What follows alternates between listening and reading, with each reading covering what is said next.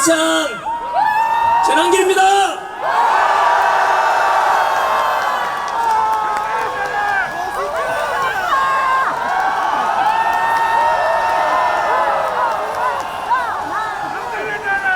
저는 오늘 제가 믿는 하나님의 말씀이 담긴 성경책에 손을 얹고 기도하는 마음으로 시작하겠습니다. 저는 하나님을 사랑합니다. 그리고 자유민주주의 대한민국을 사랑합니다. 이렇게 기독교든 가톨릭이든 불교든 종교의 자유가 있고 표현의 자유가 있고 오늘 이 자리처럼 100만 명이 함께 모여서 마음껏 우리 대통령은 윤석열, 대한민국 대통령은 윤석열 대통령 탄핵을 반대한다.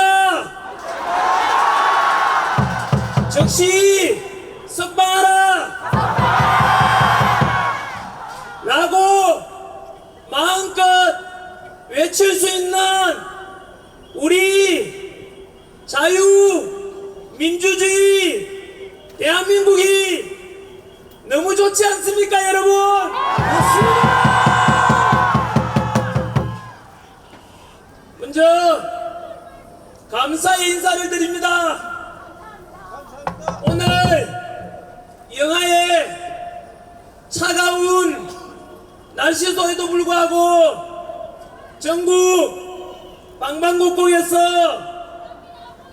저 국가와 국민은 안중에도 없는 민주당의 악법 폭주와 29번의 탄핵 폭주로 인해 행정부가 마비되고 국가 시스템이 마비되고 결국 대한민국이 침몰할지도 모른다는 이 위기감 속에서 우리 윤석열 대통령을 석방시키고 직무복귀를 시키자.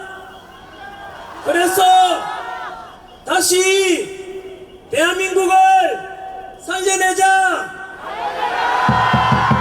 그래서 우리 자식 세대들에게 법치와 공정과 상식이 존중되는 자유민주주의와 함께 더 살기 좋은 대한민국을 물려줘야 한다는 애국심 하나로 이렇게 동대구역 광장과 주변 도로까지 가득 채워주신 100만 애국시민 여러분 고맙습니다.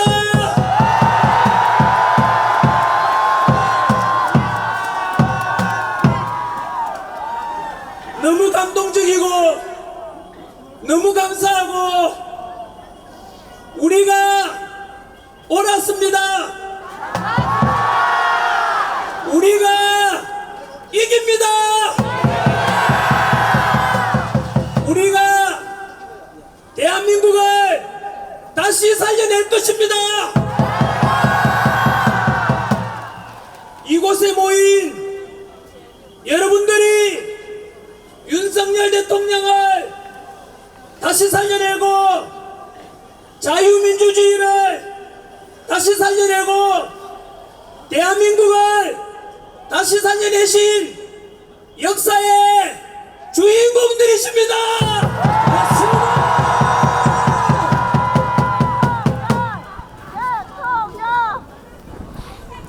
지금 우리는 교과서에 실리게 될 대한민국의 새로운 역사를 여러분들이 만들어가고 있습니다.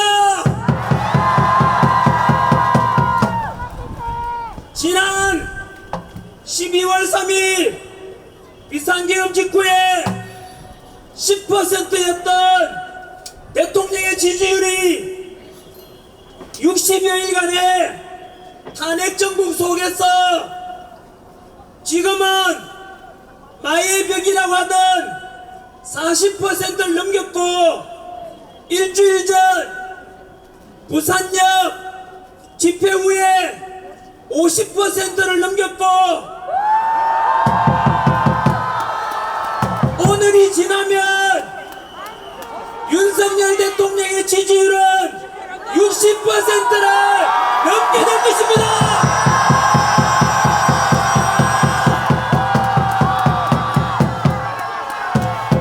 이것은 거대 야당의 입법 폭주와 무려 29차례 탄핵, 또 탄핵과 일방적인 정부 예산 삭감을 통한 행정부를 마비시키고자 하는 저 민주당의 검은 실체를 알아버렸고, 법치와 공정을 모두 무너뜨려가면서 대통령 불법 체포와 형평성에 어긋난 야당 대표는 불구속 수사하고, 우리 대통령은 구속 수사를 보면서 민주당은 지금의 임기 속에서 국가와 국민은 안중에도 없고 나라가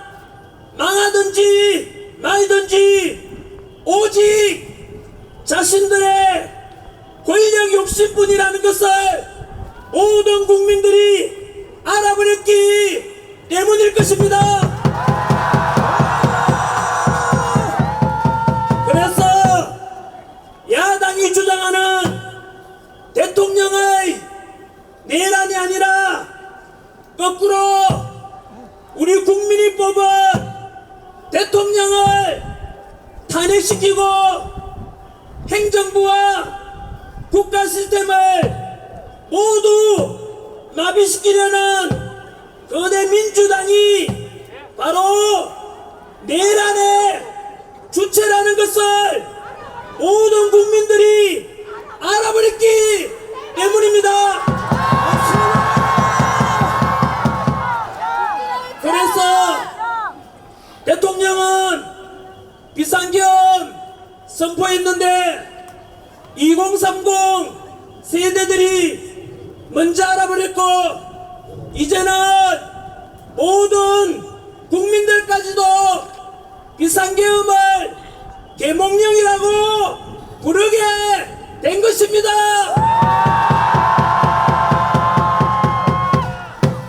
여러분, 비상계엄이 아니라 국민들을 일깨우고 그동안 감추어졌던 언론의 편파보도, 법치와 공정과 상식을 무너뜨린 공수처와 서부지법과 편파적인 재판들로 구성된 헌법재판소의 실체를 알려준 계몽령이라는 것에 동의하십니까?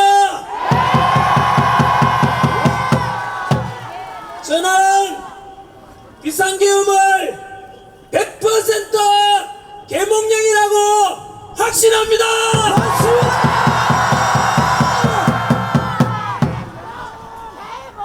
우리만 그런 것이 아니라 대부분의 국민들이 그렇게 계몽령이라고 생각하니까 10% 지지율이었던 우리 대통령의 지지율이 아까 말씀드린 대로 마의 벽 40%를 넘었고, 지난주 50%를 넘었고, 오늘이 지나면 다시 한 번 더 우리의 이러한 집회가 전 국민에게 알려지고 곧 60%를 넘게 될 것입니다. 결국 대몽령이 옳았고 우리가 이긴 것입니다, 여러분.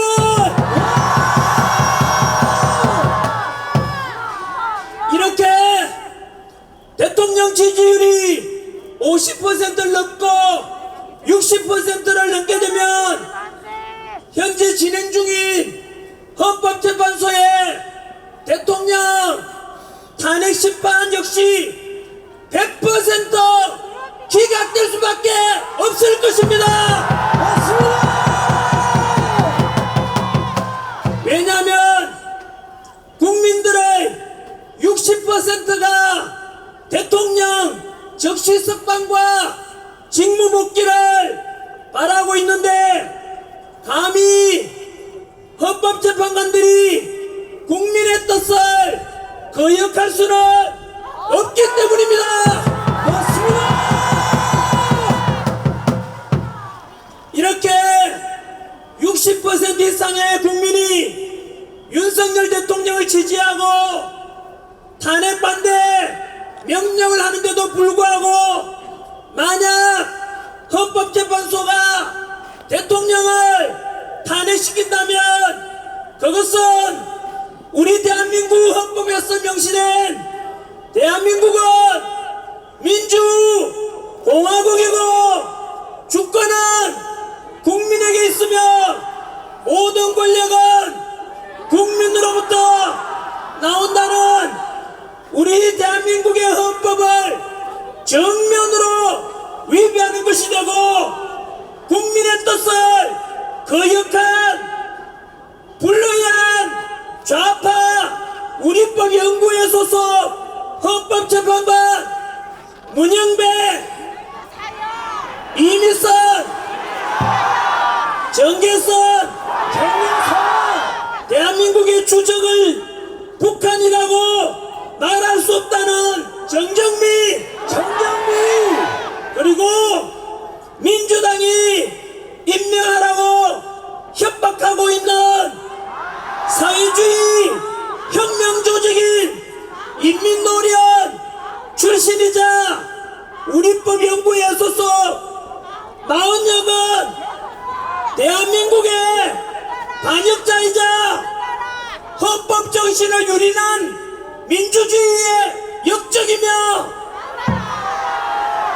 제2의 을사오적으로 역사에 기록될 것입니다.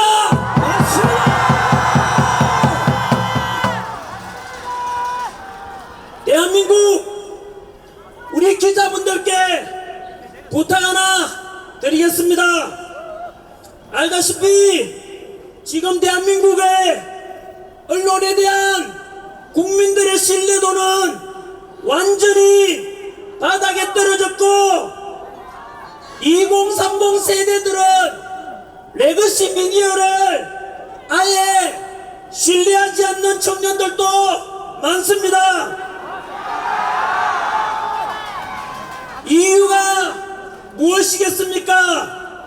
스스로 민주당의 끈앞풀을 자처하고 민주당의 나팔수 역할을 자처하고 있는 몇몇 방송사와 언론사 때문일 것이고 그래서 대한민국을 망가뜨리는 부역자 노릇을 하고 2030 세대들이 보기에 차마 부끄러울 정도로 이게 과연 합법적인 방송사인지 합법적인 언론사가 맞나 싶을 정도로 정치적으로 편향된 보도만을 일삼는 그런 언론사들은 만약 이대로 가다가는 결국 국민들로부터 버림받고 문 닫게 될 것을 경고합니다. 맞습니다. 제발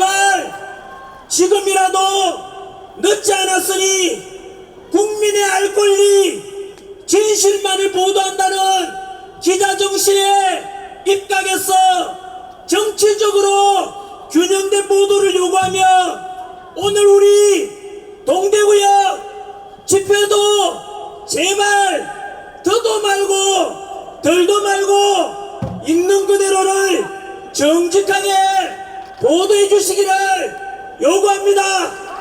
요구합니다.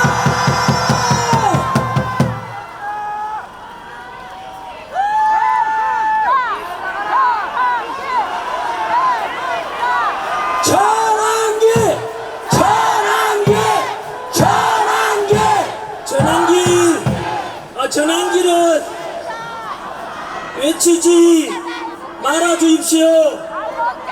언제나 우리의 똑같은 소망은 윤석열 대통령, 우리의 대통령 윤석열 대통령만 외쳐 주십시오. 윤석열! 윤석열! 윤석열! 윤석열! 윤석열! 윤석열! 윤석열! 저는 여러분들의 심부름꾼이고 머슴에 불과합니다. 왜냐하면 저는 그래도 이 추운 날에 와서 단상에 올라오고 여러분들한테 얼굴이라도 비춰줄 수 있지만 이곳에서 지금 너무 많은 사람이 와서 저도 이렇게 많은 사람 미국하게 있는 건 태어나서 처음 봅니다.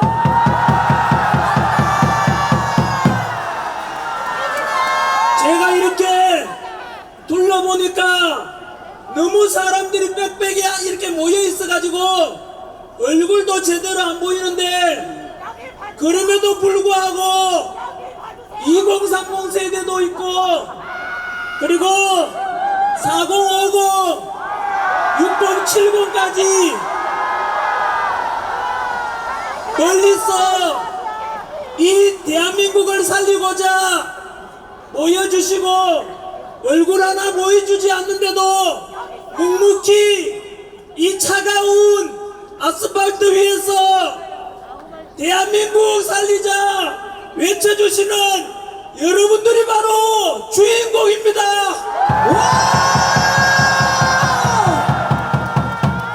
너무 고맙습니다 여러분.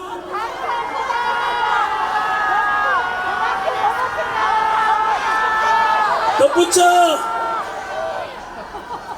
여기에 참석하시고 또 동영상으로도 아마 수십만 명이 동시 접속하고 접속해서 지금 보고 있다고 들었는데 이 영상을 보시는 모든 국민들 여러분들께서도 만약 윤석열 대통령을 지지하고 대통령의 탄핵을 반대하고 직무복귀를 원하신다면 국민 변호인단에 반드시 가입해 주십시오.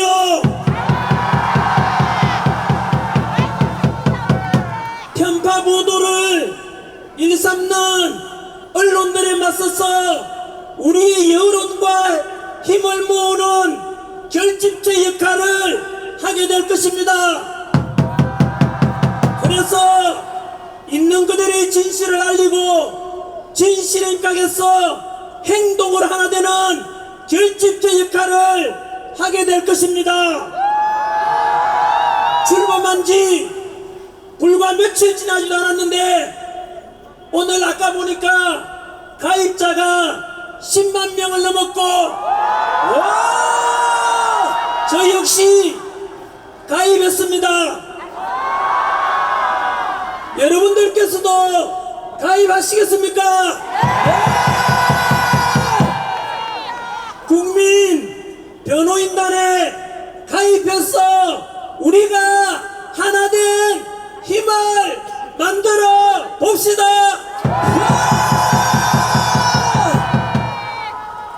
그리고 최근 탄핵 찬성 집회보다 반대 집회 인원이 10배, 20배 더 많아지니까 일부 민주당 끈앞을 언론에서는 이러한 탄핵 반대를 분열시키고자 광화문파, 여의도파, 구치소파 이렇게 보도하는데, 광화문이든 여의도든 구치소든 대구든 광주든 부산이든 울산이든 세종이든 윤석열 대통령을 탄핵을 반대하고 자유민주주의를 회복시키고 대한민국을 살리고자 하는 애국심을 가진 우리 모두가 하나이고, 모두가 극우파도 아닌 국민 상식파입니다. 맞습니다.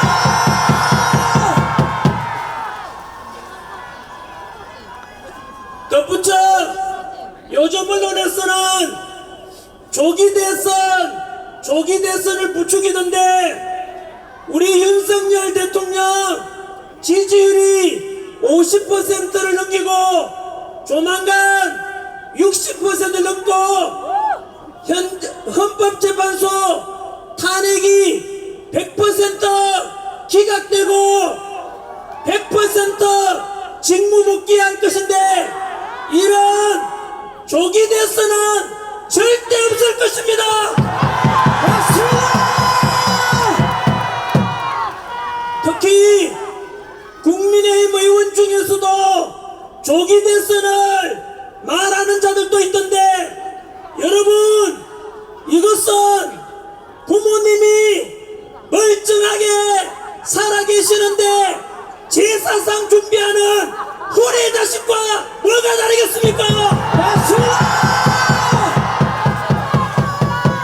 그러니 우리 국민의힘 의원들께서는 비상기업부터 지금까지 눈치 보면서 머뭇머뭇거렸던 것 모두 용서할 테니, 이제부터는 윤석열 대통령 탄핵 반대와 직무복귀에 우리 다같이 한 목소리를 내어주실 것을 부탁드립니다.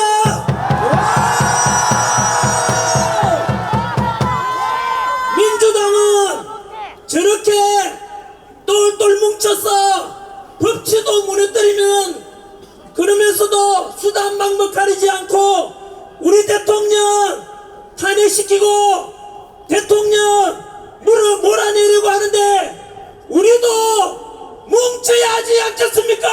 맞습니다.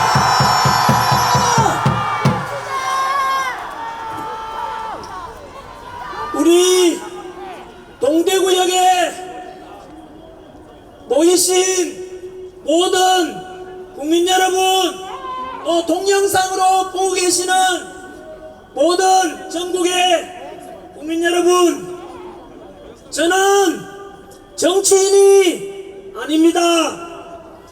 저는 지난 26년간 수능 강의와 공무원 강의를 통해서 2030 세대들을 가르치면서 살아온 그냥 한국사 강사일 뿐입니다. 한국사를 가르치는 강사로서 대한민국을 사랑하고 대한민국 국민으로서 늘 자부심을 가지고 살아가라고 가르쳐 왔습니다. 다들 알다시피 우리는 아픈 역사를 가지고 있습니다.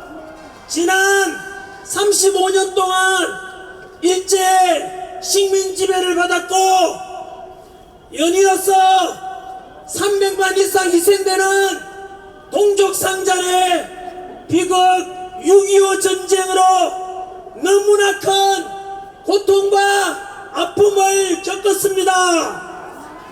이렇게 식민 지배와 전쟁으로 전 세계에서 가장 가난했던 나라, 석유 한 방울 안 나고 지하 자원 하나 없는 나라가 놀랍게도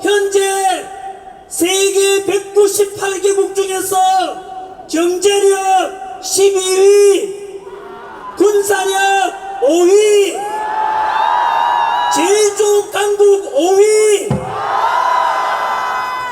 국력은 일본을 누르고 6위에 올랐습니다. 드디어 일본을 이겼습니다. 지난해 수출액은 6,800억 달러로서 사상 최고치를 경신하였고, 이 어려운 세계 경제 정세 속에서도 지난해 국제 무역 수지는 500억 달러 흑자를 기록했습니다. 이런 위대한 대한민국 국민으로서 자랑스럽지 않습니까? 맞습니다. 우리 국민 정말 대단하지 않습니까, 여러분?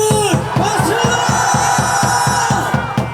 이렇게 세계에서 가장 가난했던 나라에서 일본을 누르고 국력 6위에 오를 수 있었던 것은 바로 당신께서는 못 먹고 못 입고 못 누리고 오직 국가와 자식 세대를 위해 먹여 살리려고 불철주야 희생하고 헌신하신 우리 부모님 세대, 할아버지 할머니 세대 땀과 노력 덕분 아니겠습니까? 맞습니다. 우리 2030 세대 여러분, 그리고 저와 같은 4050 세대 여러분 모두 같은 마음으로 자식들 위해서 헌신해 주신, 그래서 지금의 대한민국을 이만큼 먹고 살게 해주신 부모님들, 할아버지 할머니께 감사의 뜻으로 크게 감사합니다. 함성 한번 질러주십시오. 감사합니다.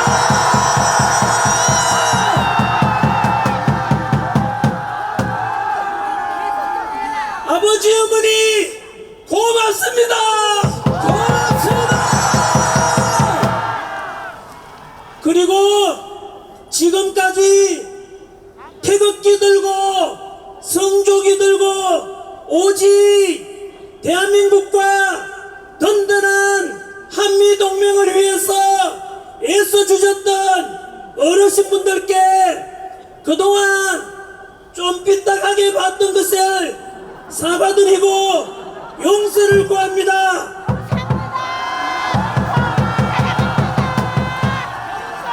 어르신들이 옳았습니다. 어르신들의 이러한 행동하신 우리 연세 드시고 성족이 불력이고 태극기 불력이며 해주신 덕분에 지금 우리가 있으니, 이제는 오늘도 돌아보시면 2030 세대가 제일 많습니다.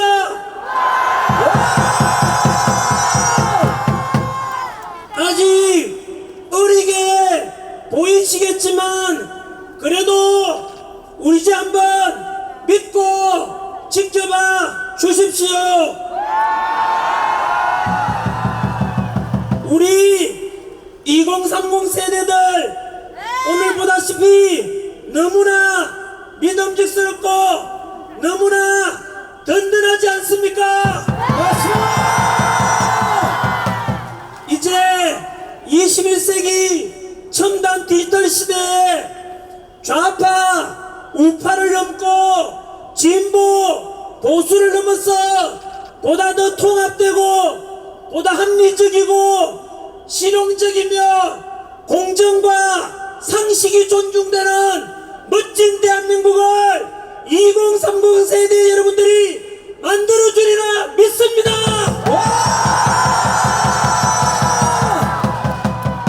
바로 이겁니다.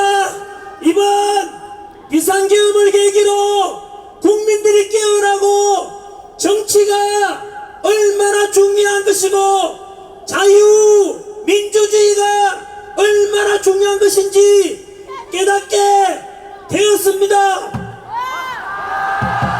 이제는 앞으로 좌우 갈등을 넘고 지역 갈등을 넘고 세대 간 갈등을 넘고 남녀 갈등을 넘고 노사 간의 갈등을 넘어 우리 국민 대한민국 국민들은 모두가 하나 되어야만 합니다.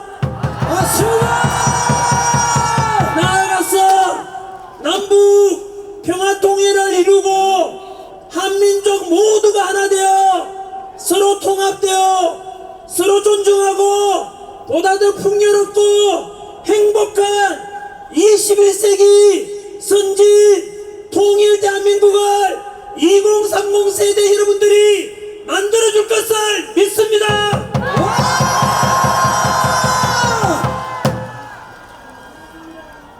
그리고 우리가 1945년 8.15 광복 이후 가장 가난했던 나라가 세계 국력 6위 선진 자유민주주의를 실현하기까지는 훌륭한 지도자와 동시에 독재에 맞서 민주화를 외친 민주화운동의 열사분들의 희생 덕분이니 그런 분들께도 감사하는 마음을 가져야 할 것입니다.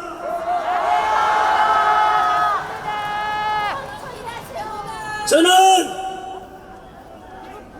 물 좀 마시고 재난지는 외치지 마십시오. 저는 별로 이렇게 잘난 사람이 못 됩니다. 저는 이승만 대통령을 존경합니다. 그리고 박정희 대통령 존경합니다.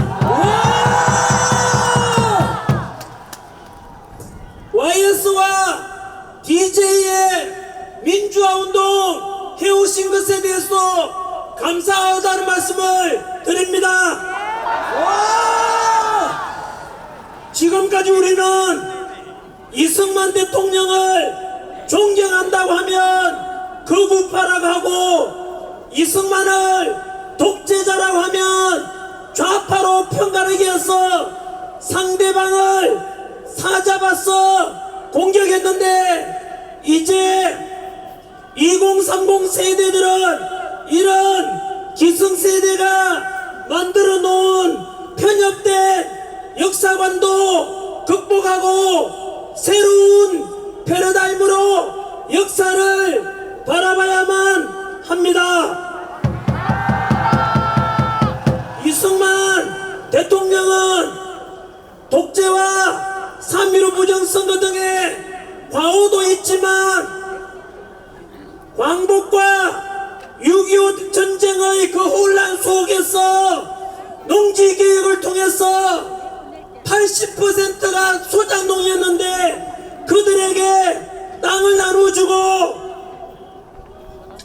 또한 확고한 반공의식에 근거해서 북한 공산당을 막아내고 한미 상호방위 조약을 통해 주한미군의 주둔을 약속받은 덕분에 튼튼한 안보를 토대로 우리는 지난 70여 년 동안 전쟁 없는 나라에서 살 수 있게 된 것은 너무나 큰 이승만 대통령의 바로 위대한 업적 덕분입니다.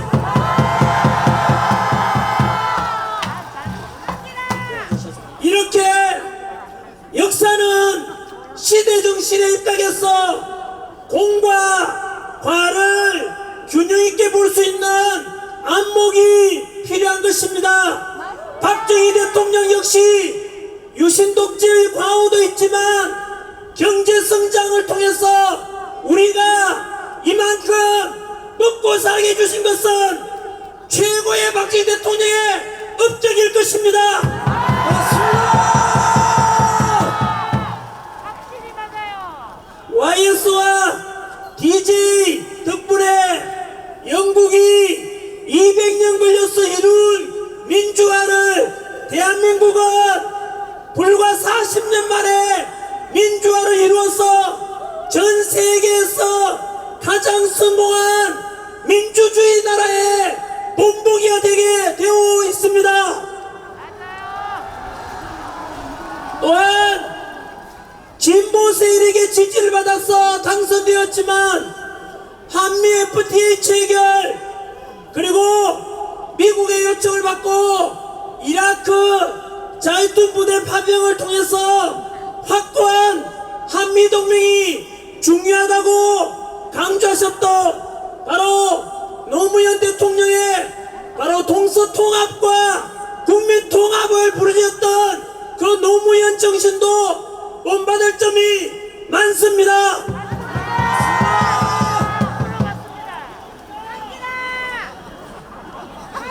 사실 전한길도 노산모 출신입니다. 소탈했고 서민적이었던 노무현 대통령이 저 역시 가난한 농부의 아들로 태어나서 살아왔던 덕분인지 그런 인간적인 면이 참으로 좋았습니다. 맞아요. 그러나 문재인 정부 때 들어서서 문재인 정부의 많은 참모들 때문에 못난 참모들 때문에 그렇으리라 생각합니다만은 바로 문재인 정부 때 너무나 안타깝게도 갈라치기 하는 정책들을 보고 너무 실망했습니다. 그것은 노무현 대통령의 동서통합 정책과는 정면으로 위배되는 최악이었습니다.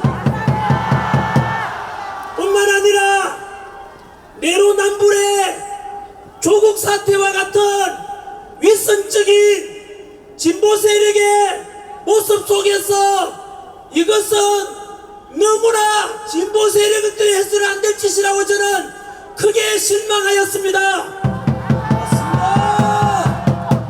조국이나 그의 딸은 적어도 그런 나쁜 짓을 했으면 염치가 있다면 반성하는 것을 보여야 되는데 그렇지 못한 모습을 보고 너무나 실망스러웠습니다. 뿐만 아니라 민주당 내에서 강경파가 집권 후에 이들은 조선시대로 치면은 신진 4대부 세력이 조선건국하고 권력을 잡고 홍구파가 되어서 도덕성도 타락하고 그리고 법도 다 어기고 너무나 불패한 민주당이 되었다는 것을 저는 보고 너무 실망했습니다. 민주당 대표를 지낸 이낙연 전 총리가 이야기하기를 민주당 내에서 41%가 정과자고 민주화 운동과 노동 운동을 제외하고도 무려 16%가 범죄자라고 합니다.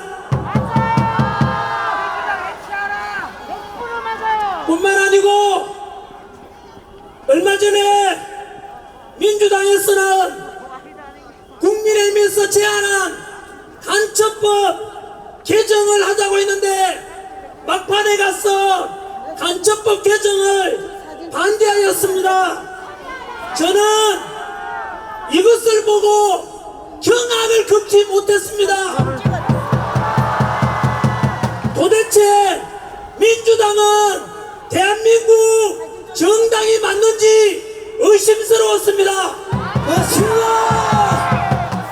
간첩법 개정은 바로 지금까지는 우리의 적인 북한 공산당에만 적용되던 간첩죄를 확대해서 외국인들 쉽게 말하면 북한 이외에도 이적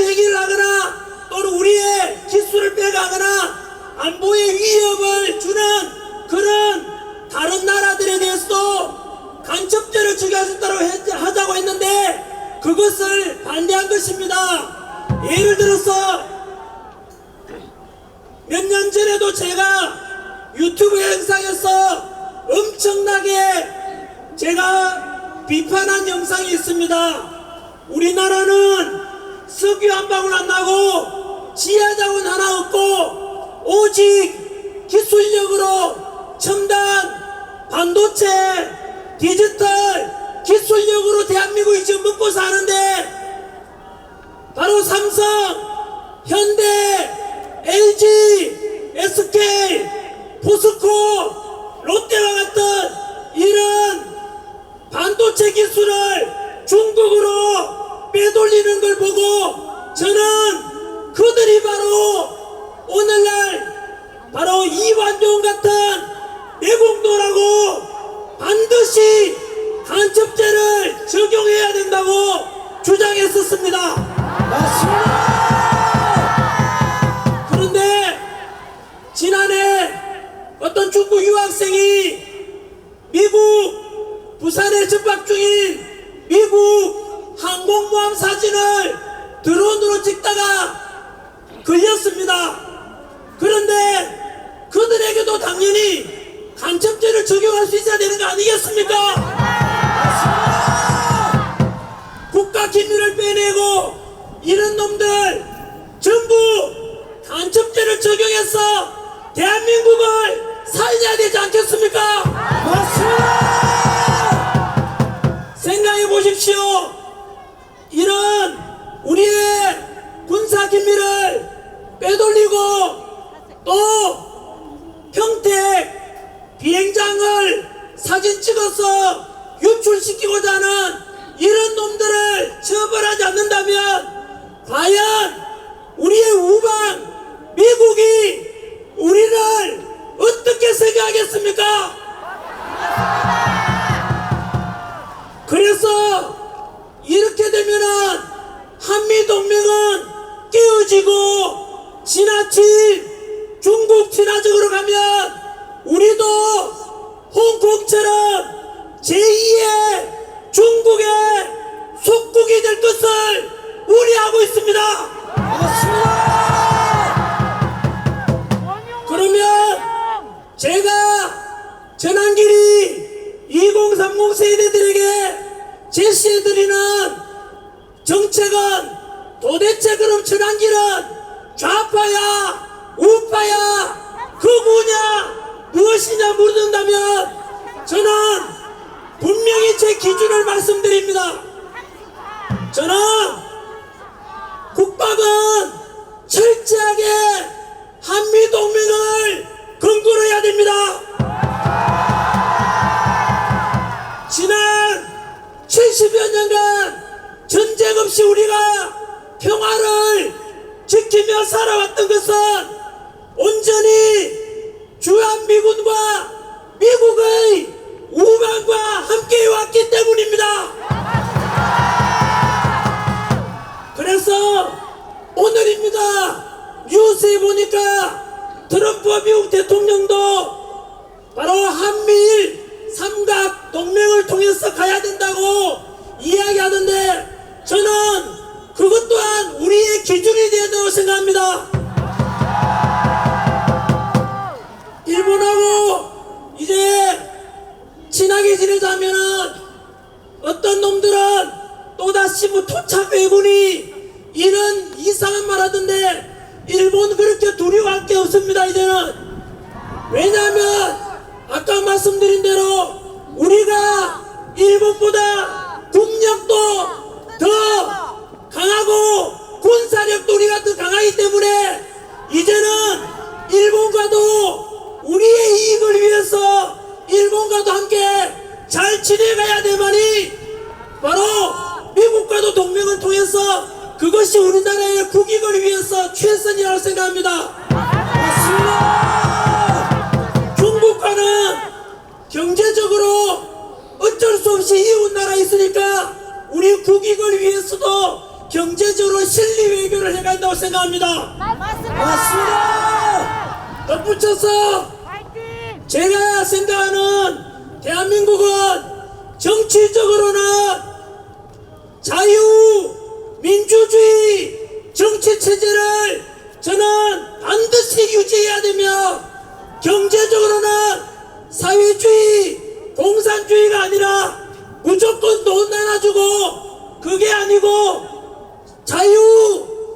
시장경제체제로 가야만 합니다.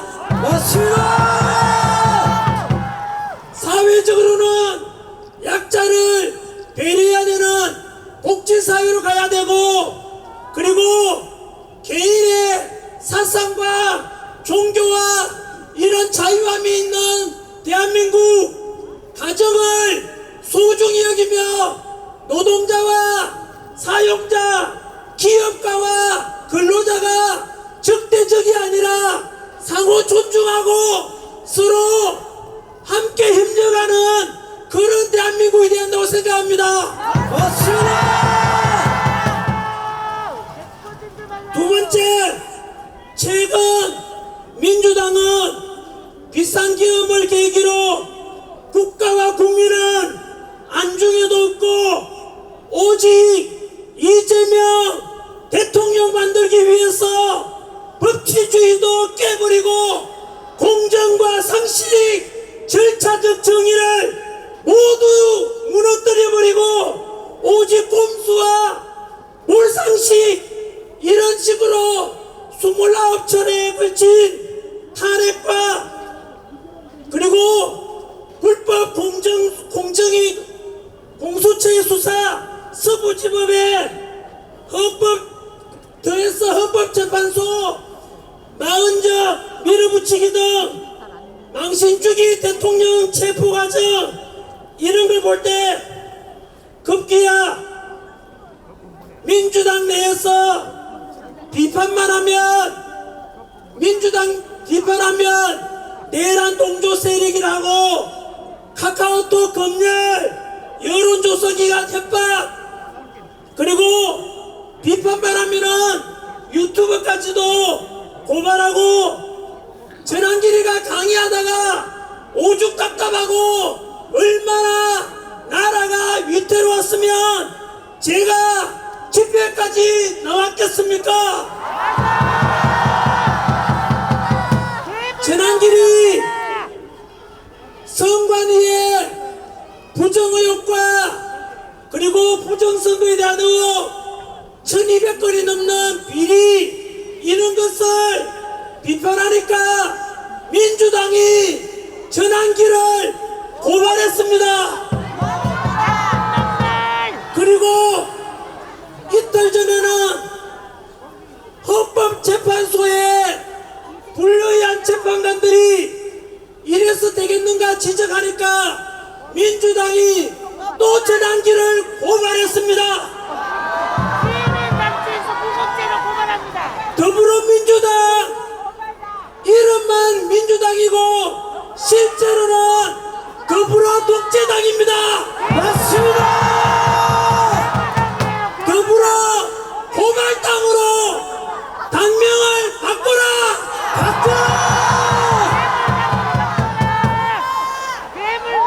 우리 70년대 80년대 90년대 독재에 맞서서 민주화 운동했던 분들 이제는 응답해 보십시오. 노사모 출신이라고 하는 분들 이제 답변해 보십시오. 지금 행해지고 있는 더불어민주당의 카톡 검열 그리고 내란 동조로 무조건 몰아세우고 여론조사기관 협박하고 이런 더불어 독재당의 모습이 진정으로 당신들이 추구해왔던 민주화의 모습 맞습니까? 아닙니다. 괴물당입니다. 괴물당. 이제는 기색입니다. 전환길은 지금이나 예나 언제나 고정되어 있는 국민 상식파라고 생각하고 살아왔습니다. 맞아요. 그런데 민주당이 최근에 와서 너무 왼쪽으로 가버려서 극좌파가 되고 독재자가 되고 법치는 다 무너지고 도덕성은 상실되고 그리고 국가 군가를 무너뜨리는 한미 동맹까지도 약화시키는 이런 민주당의 모습 때문에 전환길이가 우파로 보이게 된다고 생각합니다.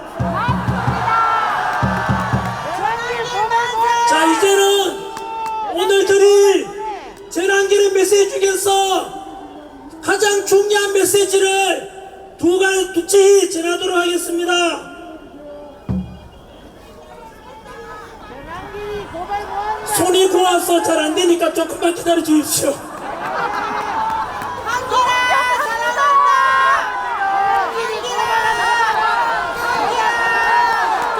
한기라 윤석열, 윤석열, 윤석열, 윤석열, 윤석열, 윤석열.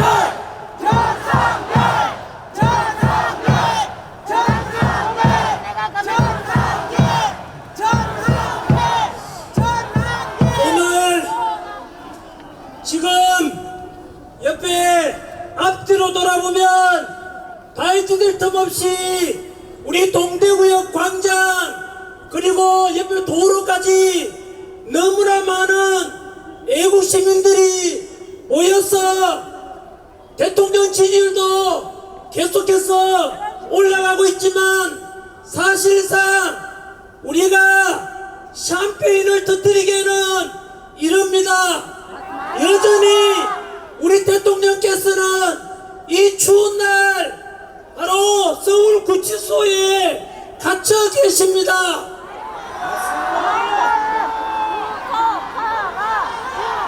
첫 번째, 야당에서는 비상계엄 직후부터 윤석열 대통령에 대해서 내란 수괴라고 하면서 언론을 동원하고 현수막 내걸고 선동하여 국회에서 탄핵을 시키고 현재 내란죄와 헌법재판소에서 탄핵 심리 중에 있습니다.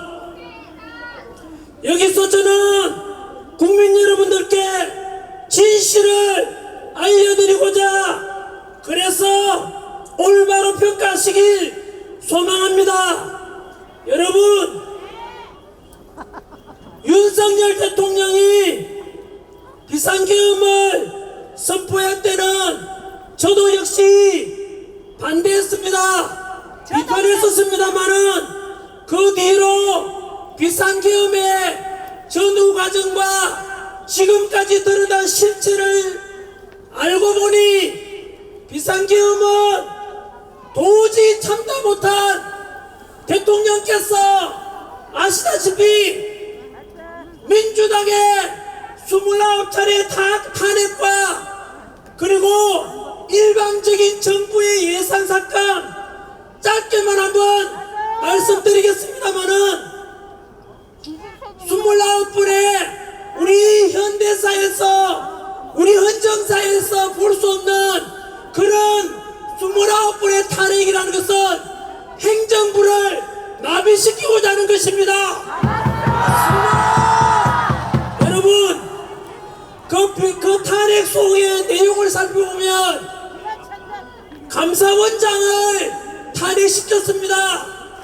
감사원장이 뭐하는 사람입니까?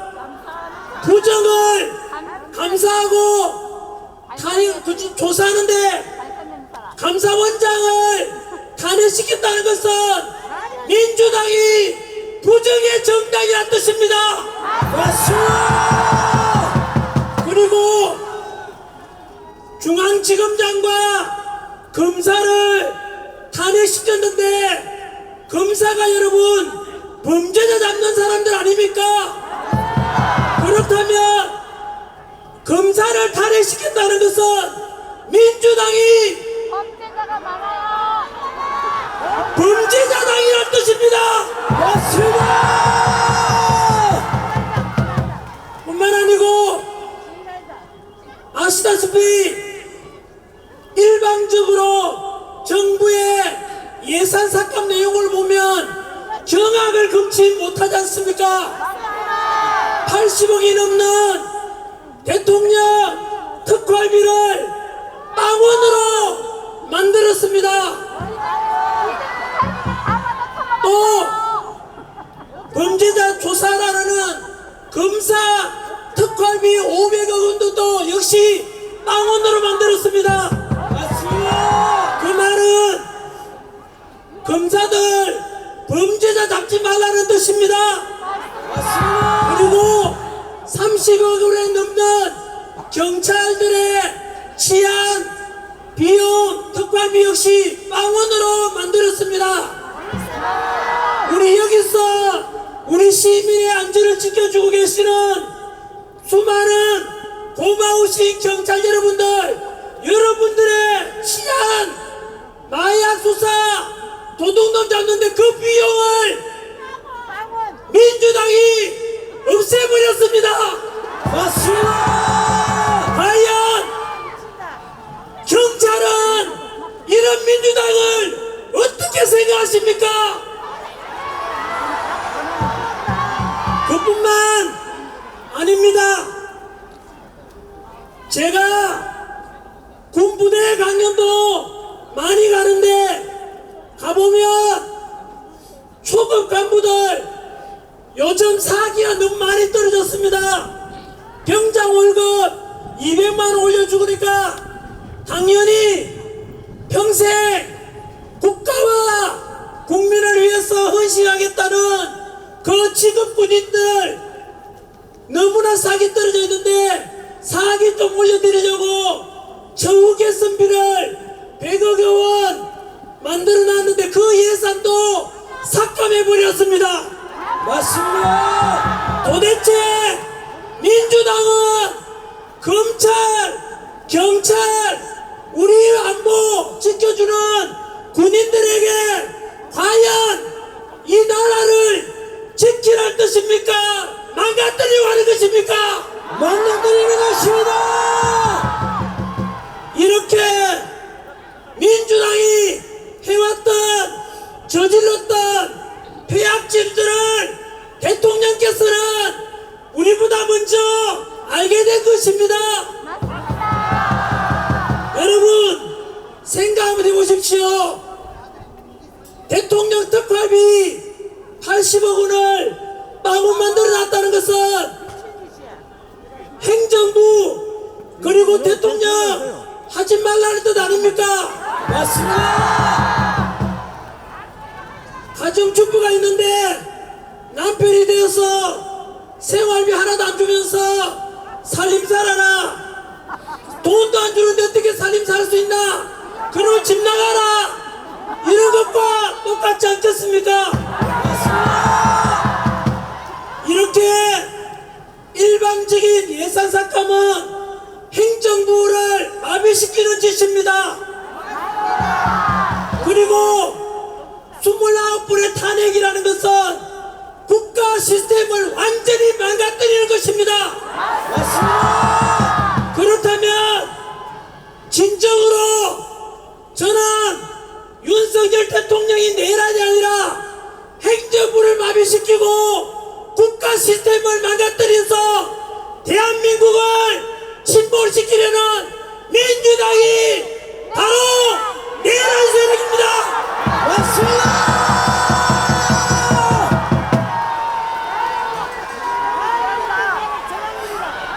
저는 윤석열 대통령에 대해서 내란죄라고 선동하는 야당에게 절대로 윤석열 대통령이 내란죄가 아니라는 것을 말씀드리고자 합니다. 첫 번째는 제가 역사를 가르치는데 역사적으로 대통령이 내란 일으킨 경우는 한 번도 없습니다. 맞습니다. 두 번째, 5.16 군사정변 때 동원된 군대가 3만 5천 명이었고 서울의 봄 영화에 나오는 12.12 사태 때 신군부가 동원한 군대가 2만여 명이었습니다. 그런데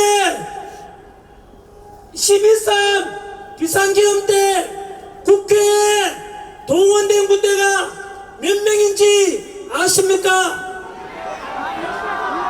기권해서 280명이 국회로 들어갔습니다. 여러분 생각 한번 해보십시오. 5.16 12.12 사태 때보다 100분의 1밖에 안 되는 군사 280명으로서 국회를 장악한다는 게 말이 되겠습니까? 안 됩니다. 뿐만 아니라 실제로 여의도 국회의사당 가보면은 굉장히 넓습니다.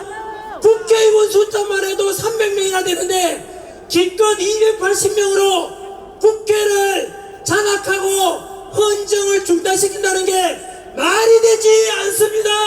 맞습니다. 거기다가 국회를 점거하려고 하고 말 안 들으면 강압적으로 실탄도 지급돼야 될 건데 전혀 현장 투입된 군인들에게 실탄이 지급되지 않았습니다. 맞습니다. 뿐만 아니고 비상계엄을 선포한 뒤에 불과 2시간 만에 국회에서 비상계엄 해제를 의결했고 그것을 받아들여서 헌법과 법률에 따라서 윤석열 대통령께서는 국무회의를 통해서 비상계엄을 6시간 만에 해제했던 것입니다. 그래서 여러분 내란이라고 말하는데 그때 부상자 사망자 한 명이라도 있습니까? 없습니다. 그러니까 이것이 무슨 내란입니까? 이것은 법 전문가이신 우리 윤석열 대통령께서 정확하게 법에 근거해서 대통령의 통치권 고유한 통치권 행사에 연장선에서 선포한 것이기 때문에 합법이고 전혀 내란이 아닙니다. 맞습니다.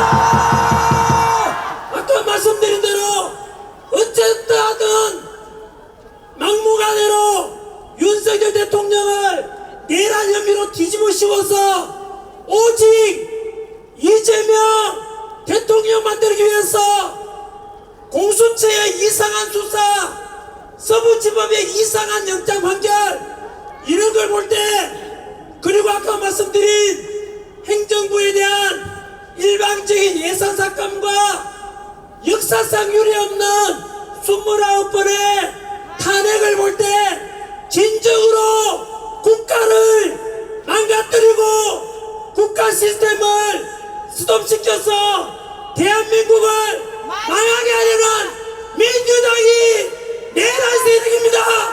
맞습니다.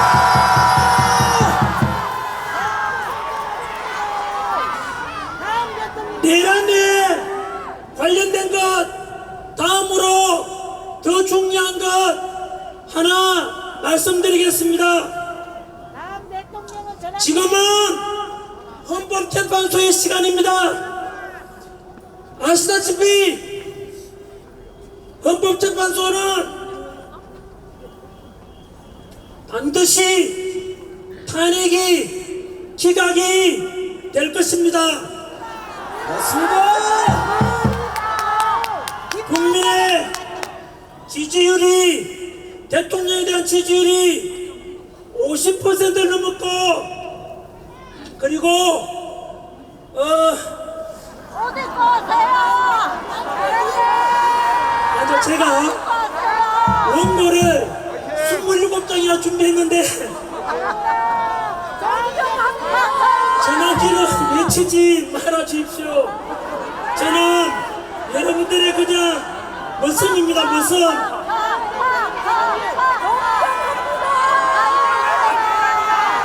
윤석열, 윤석열, 윤석열, 윤석열, 윤석열, 윤석열, 윤석열, 윤석열, 윤석열, 윤석열, 윤석열, 윤석열.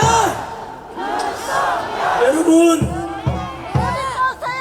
아까 말씀드린 대로 우리가 아직은 샴페인을 터뜨릴 수 없는 이유가 내란죄에 대한 말씀을 전 국민들에게 있는 그대로 누가 과연 내란을 조장하고 일으켰는지 한 번 더 말씀드린 것이고, 지금 더 중요한 것은 여전히 우리 대통령을 탄핵시키겠다고 하는 불의한 재판관들이 들어있는 헌법재판소에 대해서 실상을 여러분들께 알리고자 합니다.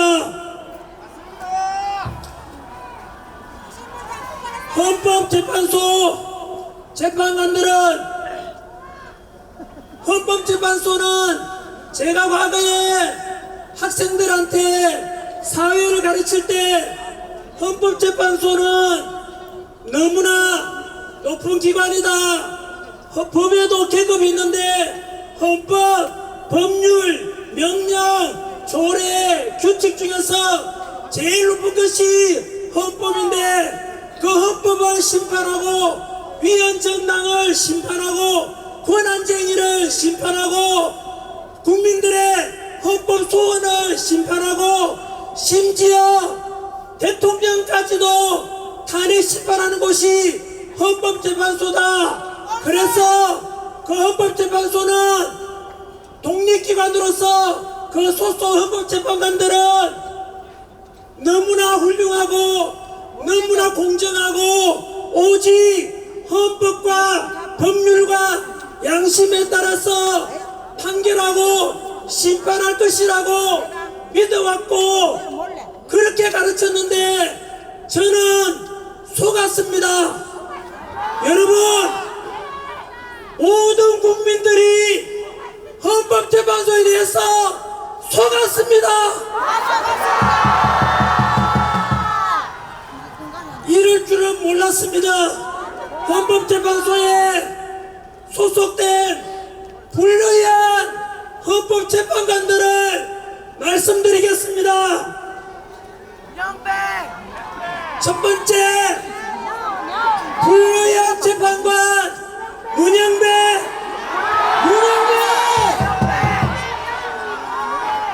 문영배는 진보 좌파 단체인 우리법 연구회 소속인데 본인 스스로 얼마나 자랑스러웠는지 스스로 밝히기를, 나는 우리법 연구회 안에서도 가장 왼쪽에 있다. 이 말은 우리법 연구회 안에서도 가장 좌파니까 극좌파라는 뜻입니다. 맞습니다. 그리고 본인의 페이스북 팔로우 하는데 그게 누구냐면 김어준, 이재명 이런 사람들과 팔로우하고 국민들이 알아버려서 문제 제기를 하니까 페이스북 계정 자체를 삭제해버렸습니다. 이것은 무엇을 가리키냐면 도둑질하다가 들킨 것이라고 보면 되는 것입니다. 맞습니다. 이런 것은 법적인 용어로 증거인멸입니다. 본인 스스로 떳떳하다면 공정한 재판을 할 수 있다면 그것을 왜 삭제하겠습니까? 이미 문영배는 헌법재판관으로서 이미 신뢰를 상실했으니까 즉시 사퇴해야 되는 것입니다. 맞습니다. 두 번째, 불리한 재판관 이미선 자신의 여동생 이상희 변호사가 무엇을 하고 있는지 아십니까? 윤석열 대통령 퇴진 특별위원회 부위원장이 바로 자신의 친여동생입니다. 여러분, 자신의 친여동생은 윤석열 대통령 퇴진을 주장하는데 언니가 되어서 어떻게 대통령 탄핵 심판하는데 공정하다고 되어도 그것은 공정하지 못하다고 판단하지 않겠습니까? 맞습니다. 이럴 경우에 염치가 있다면 법적으로도 이해 충돌이기 때문에 재판 회피 신청을 해야만 할 것입니다. 맞습니다. 그런데도 그렇지 않다면 염치가 없으므로 양심이 없으므로 이런 사람을 우리는 파렴치라고 하지 않습니까? 여러분, 이렇게 파렴치한 헌법재판관의 심판을 통해서 우리 대통령이 탄핵 심판을 맡겨서 되겠습니까? 안 됩니다. 세 번째, 불리한 재판관 정정미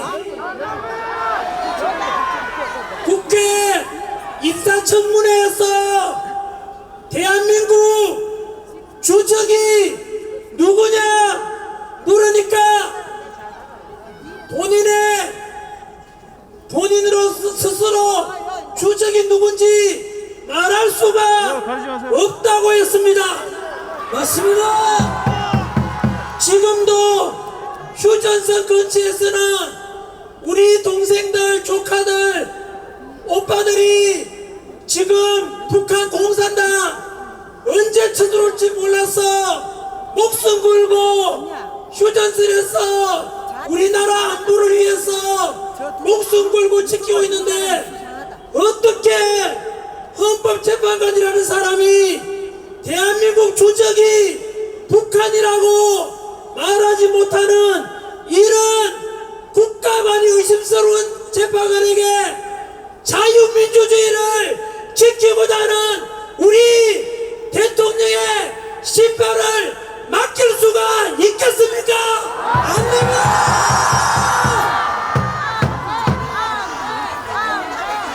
네 번째, 불리한 재판관 정계선 역시 문영배, 이미성과 더불어서 정계선도 우리법 연구회 소속입니다. 그런데 충격적인 것은 정계선의 남편 황필규 변호사는 윤석열 대통령 탄핵 시국을 선언한 장본인입니다. 여러분, 자신의 남편은 윤석열 대통령 폐지를 주장하는데 한 집에 살면서 그 아내 되는 사람이 윤석열 대통령 탄핵을 심판한다는 것이 말이 되는 것입니까? 안 됩니다.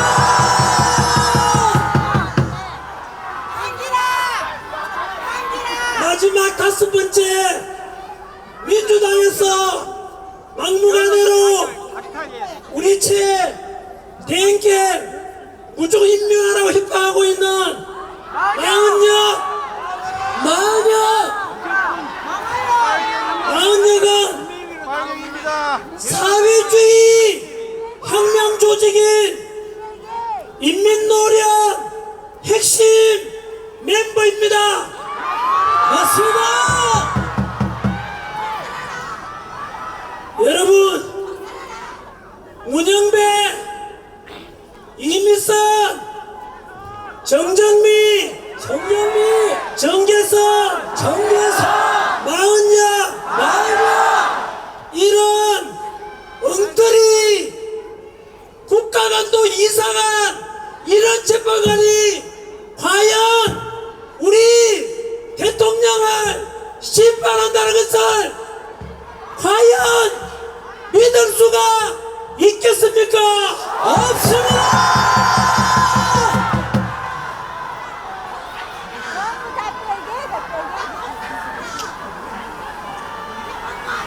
여러분, 헌법재판소에 대해서, 헌법재판관에 대해서 우리는 제대로 알고 있어야 되고, 이런 불리한 재판관 5명 반드시 기억하고 절대로 이들에 의해서 우리 대통령이 탄핵 심판될 줄을 절대로 관망해서는 안 될 것입니다. 맞습니다.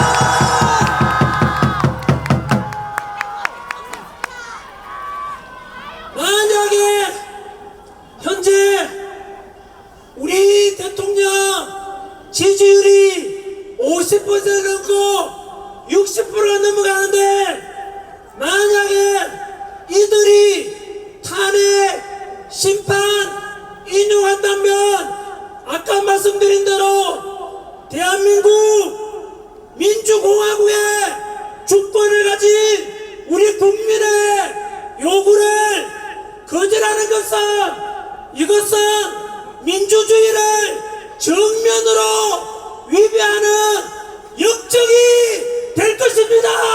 맞습니다.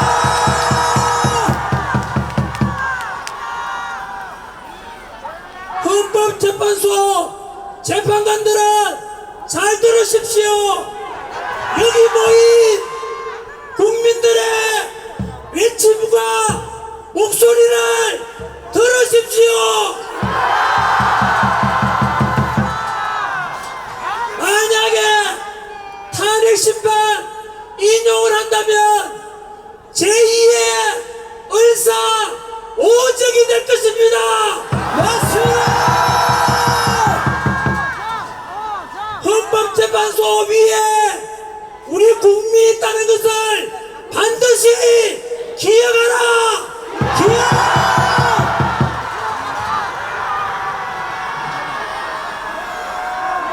만약에 그럼에도 불구하고 헌법재판관들이 탄핵 인용한다면 우리 국민혁명이 일어날 것임을 명심하라.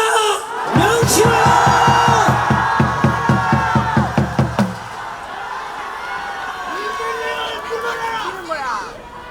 이제 마무리 짓겠습니다. 부탁을 세 가지 드리겠습니다. 첫 번째는 오늘 제가 2030 세대분들께 부탁드리고 국민들께 함께 나아가자고 한 것은 갈등이 아니라 동서통합, 세대 간 통합, 노사 간 통합, 국민 화합으로 가자는 것입니다.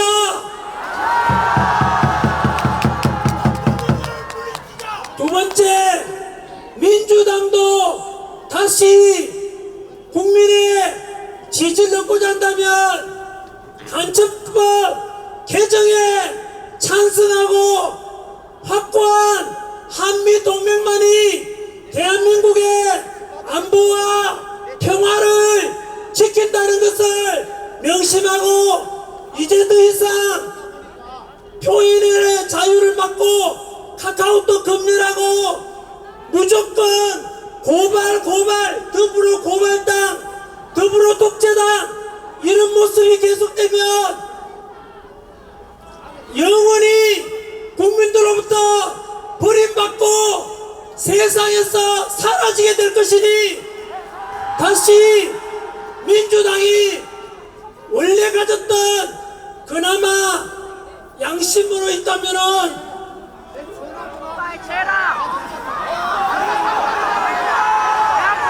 민주당 의원들 들리십니까? 7, 80년대 민주화 운동했던 분들 답변하십시오. 지금의 민주당은 민주라는 말을 듣고 독재와 그리고 부도덕과 오직 더불어 고발만이 남아있습니다. 맞습니다. 세 번째 부탁드리고 싶은 것은 우리 가족들에게 부탁을 좀 드리고 싶습니다. 사실은 저는 몰랐는데 저희 아들이 광화문에 가서 탄핵 반대 집회에 먼저 나갔다는 것을 알게 되었습니다.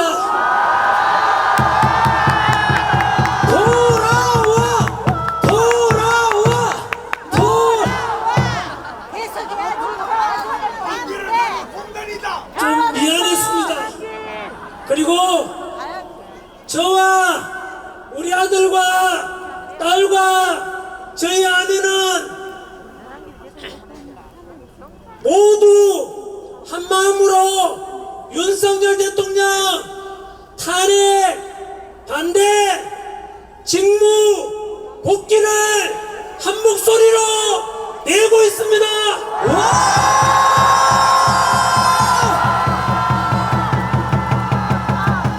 그런데 제가 존경받고 돈 잘 벌고 잘생겼고 이런 학원 강의하다가 갑자기 이런 목소리 내니까 신변 위협도 받고 이래서 그러니까 저희 아내가 이제 그만해라 계속해야 됩니다. 라고 하는데 제가 약속을 했거든요. 집회는 오늘 동대구, 다음 주에 광주, 그리고 대전, 마지막 3일절 날 서울 이렇게 가기로 했고 그거는 약속된 거니까 그까지 하고 그 다음 방송활동 가서 목소리 내는 것은 다음 주 수요일까지만 해라 라고 해서 진작에 약속을 했는데 사실 이 자리에 저희 아내와 아들과 딸이 와 있습니다.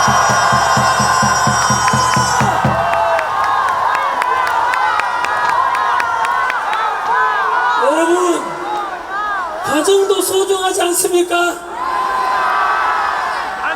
여보 용서 좀 해주라. 우리 윤석열 대통령 탄핵 기각시키고 직무복귀해서 우리 대한민국을 살려내고 국가 시스템이 정상화될 때까지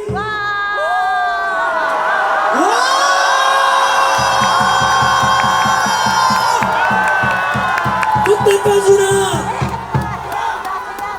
우리 2030 세대들에게 약속한 대로 끝까지 같이 가자고 했는데 그 약속 지킬 수 있도록 좀 봐주라.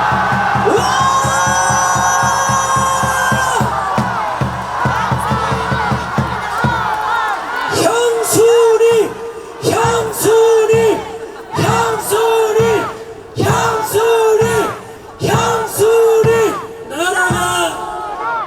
나라가 살아나야 가정도 있고 직장도 있지 않겠습니까? 맞습니다. 내 돈 좀 못 벌더라도 나라 살리는 일에 좀 일할 수 있도록 용서해 주라.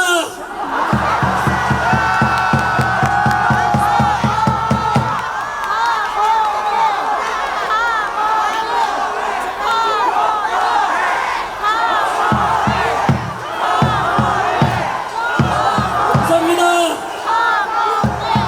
여러분 이번 주에 동대구 모임이고 다음 주는 광주입니다.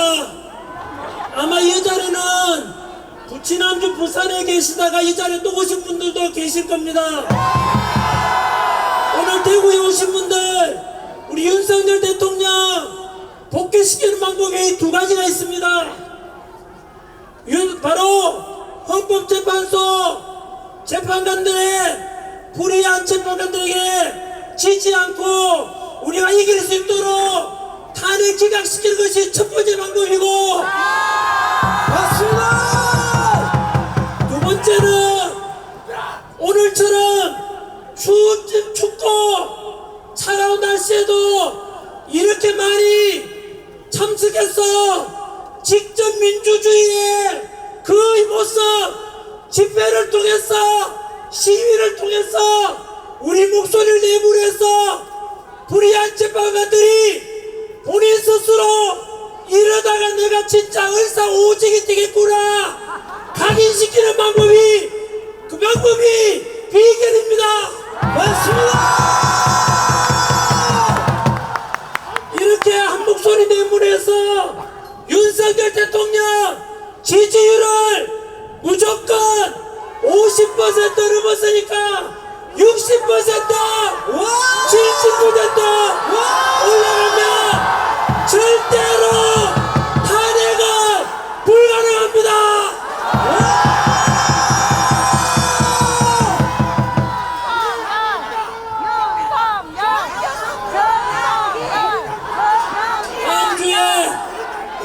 위해서 뵙도록 하겠습니다. 2030 세대 여러분, 플라톤이 말하기를 정치를 외면한 가장 큰 대가는 가장 저질스러운 인간들에게 지배당하는 것이다. 행동하지 않는 양심은 악의 편이다. 도선 한창원께서 말씀하시기를 청년이 죽으면 민족이 죽는다. 맞습니다. 마지막으로 슬픔도 노여움도 없이 살아가는 자는 대한민국을 사랑하고 있지 않다. 맞습니다. 오늘 여기 오신